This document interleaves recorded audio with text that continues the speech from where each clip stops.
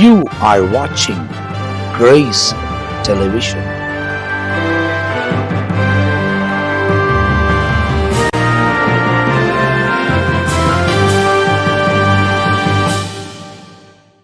ஆண்டவரும் மறுமை ரட்சகரமாக இருக்கிற இயேசு கிறிஸ்துவின் நாமத்தில் உங்கள் யாவருக்கும் அன்பின் வாழ்த்துக்களும் ஸ்தோத்திரங்கள் ஏறெடுக்கிற இந்த காலை நேரத்தில் ஆண்டவர் தொடர்ந்து நம்மை ஆசீர்வதிக்கிற தேவனாக இருக்கிறார். கர்த்தருடைய ஆசீர்வாதங்கள் நம்முடைய வாழ்க்கையில் ஐஸ்வர்யத்தையும் கனத்தையும் கொடுக்கும்னு சொல்லி நம்ம பார்க்கிறோம். தேவ சொன்னமே இந்த காலை நேரத்தில் இந்த எபிசோடில் ஆண்டவர் உங்களோடு கூட என்ன பேச போகிறாருன்னு சொல்லி நாம் கொஞ்சம் காத்திருந்து பார்ப்போம். தேவன் நமக்கு உதவி செய்கிறவர் இருக்கிறார். கர்த்தருடைய வசனங்கள் ஒவ்வொரு நாளும் நமக்கு ஆசீர்வாதம் தான். ஒவ்வொரு நாளும் நமக்கு ஆறுதல், ஒவ்வொரு நாளும் நமக்கு பலன், ஒவ்வொரு நாளும் நமக்கு புதுப்பிக்கிற காரியமாக இருக்கிறது. அதனால் பிரியமான தேவ சொன்னமே, ஆண்டுடைய வார்த்தை நம்மை ஒவ்வொரு நாளும் புதுப்பிக்கும், ஒவ்வொரு நாளும் நம்ம புடமிடும், ஒவ்வொரு நாளும் நம்ம உயர்த்தும், நம்ம ஜாக்கிரதைப்படுத்தும். எந்த விதத்திலும் உலக காரியங்களுக்கும் பிசாசுடைய காரியங்களுக்கு அது விட்டு கொடுக்காது. ஆண்டவருடைய வசனம் நம்ம எல்லா விதத்திலும் பலப்படுத்தி நடத்துகிறதா இருக்கிறது. இன்றைக்கு காலை நேரத்தில் பாருங்கள், கர்த்தர் நம்மோடு கூட இடைப்படுகிறவராக இருக்கிறார். ஆதியாகமத்தின் புத்தகத்தில் 24ஆம் அதிகாரம், the book of Genesis chapter 24, 24ஆம் அதிகாரத்தில் ஒரு முக்கியமான குறிப்பு நம்ம பார்க்கிறோம். இங்கே ஈசாக்கு ரெபேக்காளுடைய காரியங்களை நம்ம பார்க்கிறோம். 24ஆம் அதிகாரமேனாவே நமக்கு ஞாபகத்துக்கு வர்றது என்னென்னா, ஈசாக்கு ரெபேக்காளுடைய காரியங்கள். ஈசாக்கு ரெபேக்காலை பெண் பார்க்கறதுக்கு போகிற ஒரு சூழ்நிலை. எல்லா கிறிஸ்தவ இந்த நிகழ்ச்சிகளில், இந்த நிச்சயதார்த்த நிகழ்ச்சிகளில் குறிப்பாக இந்த பகுதிகளை வாசித்து இந்த பகுதியிலேருந்து தான் அந்த குறிப்பிட்ட மணப்பெண்ணை ஆக போகிற பெண்ணுக்கும் மாப்பிள்ளை ஆக போகிற அந்த சகோதரனுக்கும் ஏற்ற ஒரு வசனத்தை இந்த அதிகாரத்தில் தான் கொடுப்பாங்க. 24ஆம் அதிகாரம் ஆதியாகமத்தின் புத்தகம். இந்த காலை நேரத்தில் பாருங்கள், இது ஒருவேளை ஒரு நீண்ட ஒரு சப்ஜெக்டாக இருக்கலாம். அதாவது ஈசாக்குடைய வேலைக்காரன் ரெபேக்காலை பெண் பார்ப்பதற்கு ஒரு குறிப்பிட்ட பட்டணத்துக்கு வராங்க. அங்கே அந்த அந்த எதிர்கொண்டு போகிறாங்க. இந்த பெண் என்னுடைய எஜமானுக்கு குணசாலியாக இருக்குமே அப்படின்னு சொல்லி எல்லாம் யோசித்து அவங்க குடும்பம் எல்லாவற்றையும் பார்த்து அந்த பெண்ணை ஈசாக்குக்காக செலக்ட் பண்ணுறதான ஒரு காரியங்கள். ஆகையினால இது ஒரு புறத்தில் இருந்தாலும் நீங்கள் நேரம் இருக்கும்போது அந்த அதிகாரத்தை வாசித்து பாருங்கள். இதில் 60வது வசனத்தை உங்களுக்கான பிரத்யட்சமாக வாசித்து அதிலிருந்து கர்த்தர் என்ன எந்த கால நேரத்தில் உங்களுக்கு ஒரு வாழ்த்துதலையும் ஆசீர்வாதமான காரியங்களை வைத்திருக்கிறார்னு சொல்லி பார்க்க போகிற தேவன் நமக்கு உதவி செய்கிறார். இங்கே பாருங்கள், ரெபேக்காலை வாழ்த்தி, எங்கள் சகோதரியே, நீ கோடாக பெருகுவாய், உன் சன்னதியார் நாங்கள் பாக்கியமுடைய வசனங்களால் சுதந்திரத்து கொள்ளும் என்று ஆசீர்வதிக்கிறார்கள். பாருங்கள், ரெபேக்காலை பார்த்து சொல்லப்படுகிற ஒரு காரணம், என் சகோதரி நீ கோடாய் பெருகுவாயாக. What a beautiful word! என்ன ஒரு அதிகாரமான ஒரு வார்த்தையாக இருக்குது பாருங்கள். ஆண்டுடைய வசனம் பாருங்கள் சொல்லப்படுகிறது.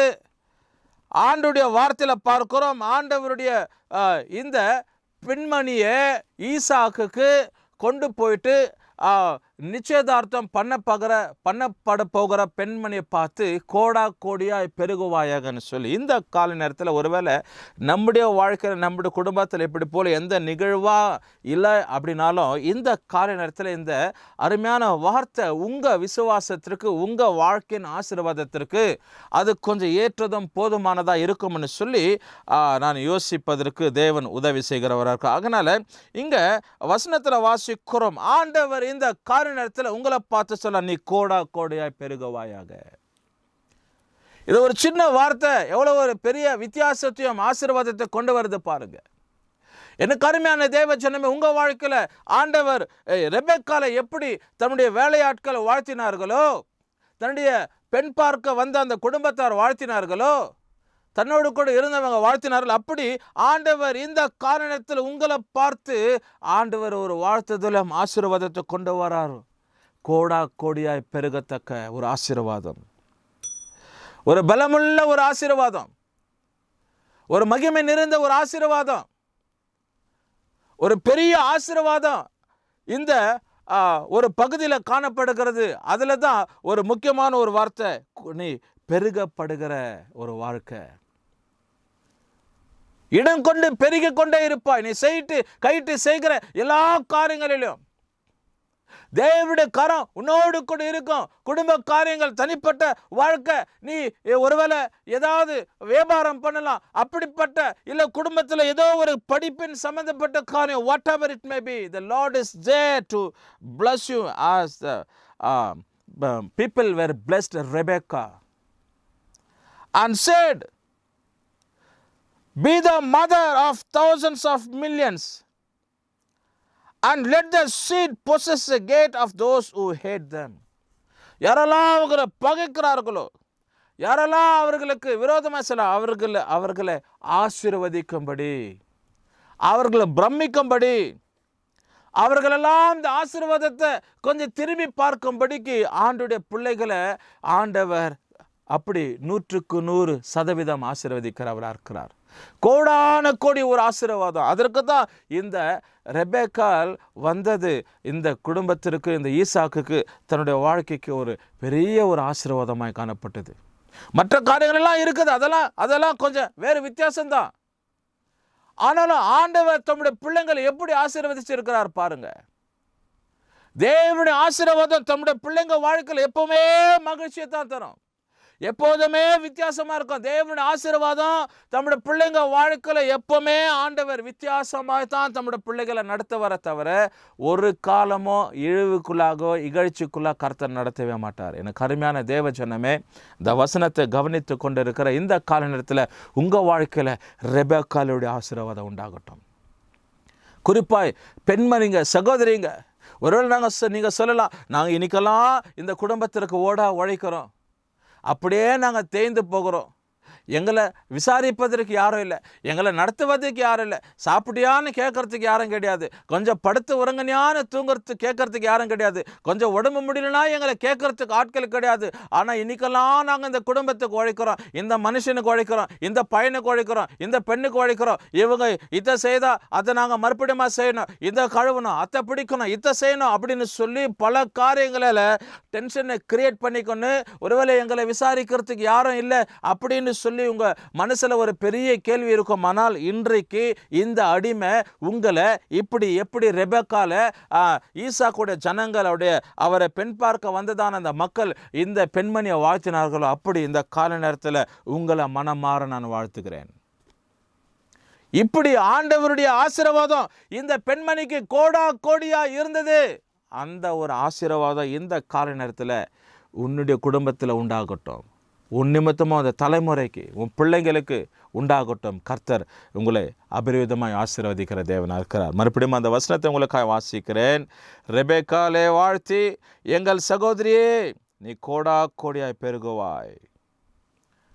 எங்கள் சகோதரியே, my dear sister, you will be a greater blessing of 1,000 and millions. நீ கோடியாய் பெருகுவ. அநேக ஜாதிகள் உன்னை தாய் என்று சொல்வார்கள். அப்படி தான் இந்த பெண்மனுடைய சூழ்நிலை மாறிச்சு. அநேக ஜனங்கள், அநேக ஜாதிங்க இவங்களை தாய் என்று சொன்னாங்க. அப்படிப்பட்ட ஒரு ஆசீர்வாதமான ஒரு பெண்மணியாய் இந்த சகோதரி காணப்பட்டாங்க. இன்றைக்கு அதே இந்த ரெபெக்காளுடைய ஆசீர்வாதம். எத்தனையோ பெண்கள் இருக்கிறாங்க, எத்தனையோ பெண்களுடைய காரியங்கள் இந்த வேதத்தில் வாசிக்கிறோம். நகோமி, ரூத்து, எஸ்தர், இப்படிப்பட்டவங்க. ஆனால் இந்த ரெபெக்காவுக்கு ஆண்டவர் வைத்திருந்த ஒரு ஆசீர்வாதம், உன்னதமான ஒரு ஆசீர்வாதம், பெருகக்கூடிய ஒரு ஆசீர்வாதம், அநேக ஜாதிகளுக்கு தாயான ஒரு ஆசீர்வாதத்தை இந்த அருமையான சகோதரிக்கு கர்த்தர் கொடுத்தார். இந்த காலை நேரத்தில் அதே தேவன் உங்களையும் ஆசீர்வதிப்பார். உங்கள் குடும்பத்தில் உங்களை ஆசீர்வதிப்பார். உங்களே நீங்கள் இகழ்ச்சியாக நினச்சிக்காதீங்க. சகோதரிமாருங்க, தாய்மாருங்க, உங்களே நீங்கள் வருத்திக்காதீங்க, உங்களே நீங்கள் தாழ்த்திக்காதீங்க. எங்களை கவனிப்ப யாரும் இல்லை, எங்களை விசாரிக்க யாரும் இல்லை, எங்களுக்கு ஏதாவது உடம்பு முடியலன்னா மருத்துவத்துக்கு கொண்டு போகிறதுக்கு ஒரு மாத்திரை மருந்து வாங்கி கொடுக்க, இல்லை ஏதாவது ஒரு கஷாயம் வச்சு கொடுக்க யாரும் இல்லை. ஆனால் நாங்கள் பாருங்கள் மற்றவங்களுக்கெல்லாம் உழைக்கிறோம் அப்படின்னு சொல்லி உங்களே நீங்கள் மட்டுப்படுத்தி கொள்ளாதீர்கள். தேவன் உங்களோடு கூட இருக்கிறார். ஆண்டுடைய ஆசீர்வாதம் உங்களுக்கு இருக்கிறது. நீங்கள் குடும்பத்தில் நல்ல குணசாலியான ஸ்திரீயாக, குணசாலியான பெண்மணியாக இருக்கிறதுனால தான் குடும்பம் விளங்குது, குடும்பம் ஆசீர்வதிக்கப்படுது. அதை மனசில் வச்சுக்கொள்ளுங்க. அந்த ஒரு ஆசீர்வாதத்தின் தாயாக தான் இந்த ரெபேக்கால் காணப்பட்டாங்க. அப்படி இன்றைக்கு கர்த்தர் உங்களையும் ஆசீர்வதிக்கிறவா இருக்கிறார். ஜெபம் பண்ணுவோம். நல்ல பிதாவே, இந்த காலை நேரத்துக்காரன்றி ஆண்டவரே, இந்த ஜனங்கள் ஆண்டவரப்பா கோடியாய் பெருகத்தக்க ஒரு ஆசீர்வாதம் ஆண்டவரே, எப்படி தகப்பனே இந்த ரெபேக்காலுக்கு ஒரு குடுப்பனை இருந்துச்சோ ஆண்டவரே, அப்படி கர்த்தாவே அன்பு சகோதரிங்க, இந்த நிகழ்ச்சியை பார்க்கிற சகோதரிங்க, பெண்மணிங்க, வாலிப தங்கச்சிங்க, ஆண்டவரே ஊழியத்தை செய்கிற மூத்த அம்மாமாருங்க, யாராக இருக்கட்டும், நம்மளோட பிள்ளைங்க வாழ்க்கை பல விதத்தில் ஆசீர்வாதமாய் மாறட்டும்ப்பா. பொறுப்பெடுத்துக்கொள்ளுங்க, வழிநடத்துங்க. இயேசு கிறிஸ்துவின் நாமத்தில் ஜெபிக்கிறோம் நல்ல பிதாவே, ஆமென். கர்த்தர் உங்களை ஆசீர்வதிப்பார்.